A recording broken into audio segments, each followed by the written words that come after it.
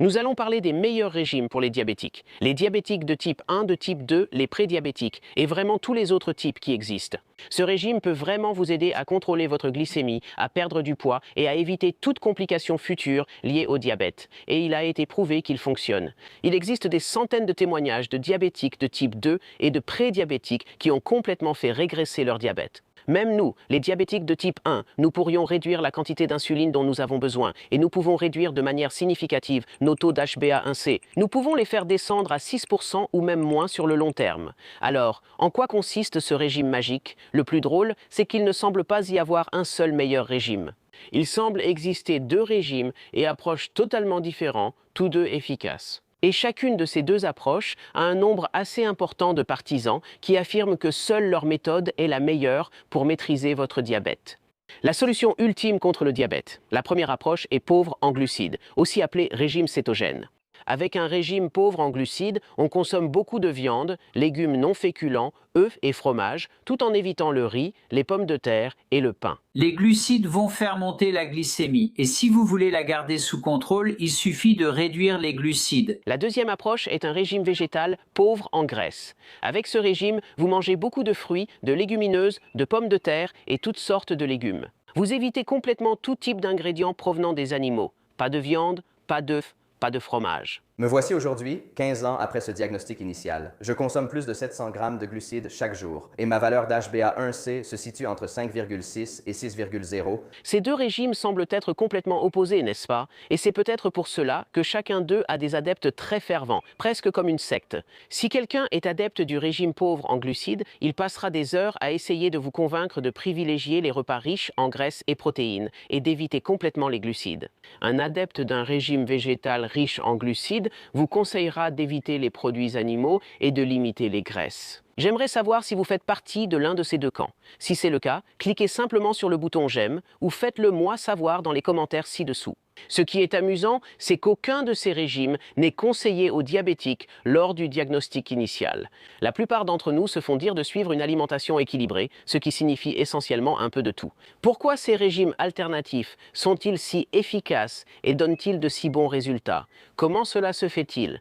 Nous devons approfondir ces régimes pour bien comprendre. Commençons par le régime pauvre en glucides.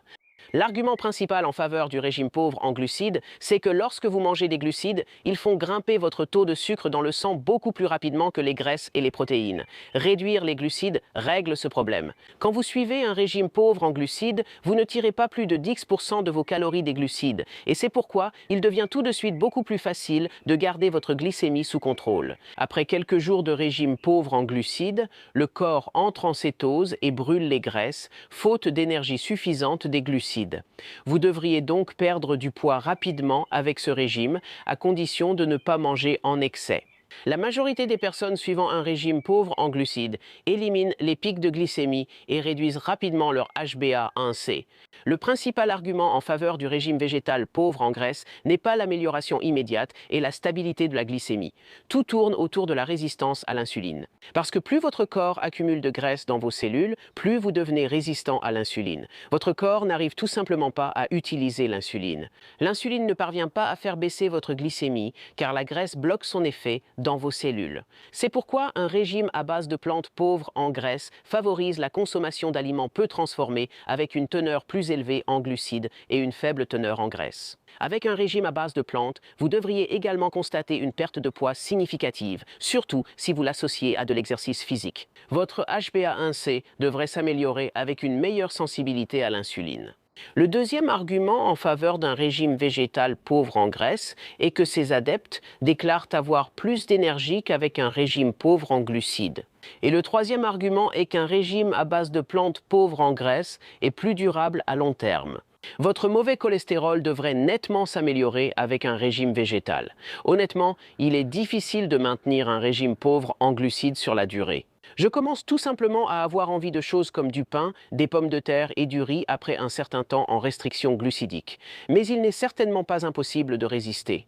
Ma grande inspiration et le plus grand défenseur d'un régime pauvre en glucides, qui est bien connu, est le Dr Bernstein. Diabétique de type 1 diagnostiqué à 12 ans, il a maintenant 88 ans. Et même à son âge, il reste en parfaite santé, il travaille toujours dans sa clinique du diabète et il mène une vie bien remplie avec un diabète de type 1 à 88 ans.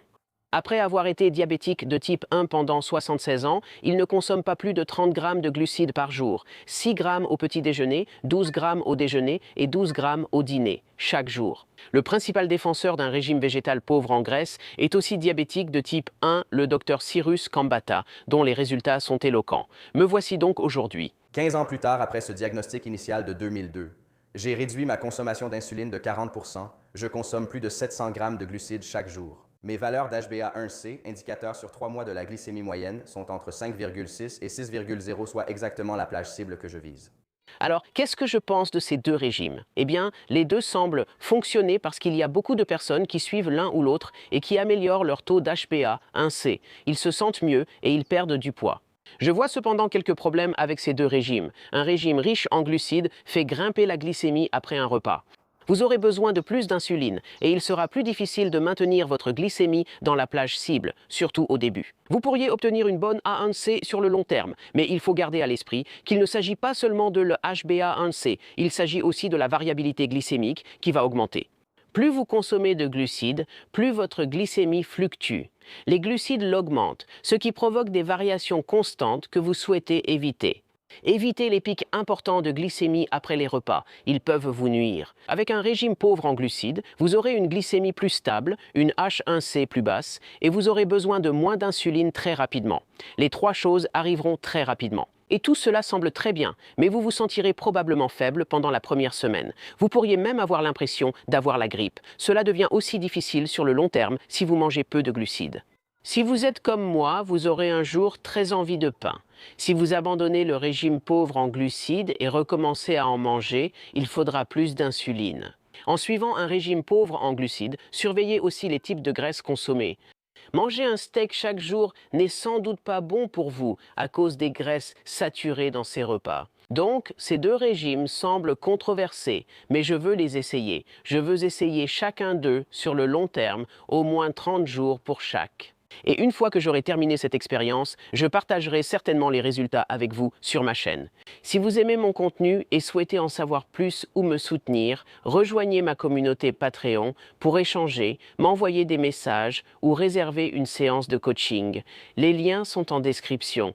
Le fait est que, si vous voulez vraiment maîtriser votre diabète, vous devez commencer votre journée avec une bonne glycémie. Si votre glycémie matinale est trop élevée, ne manquez pas cette vidéo où je partage 6 conseils pour l'éviter. Cliquez et regardez-la. À tout de suite. Ciao!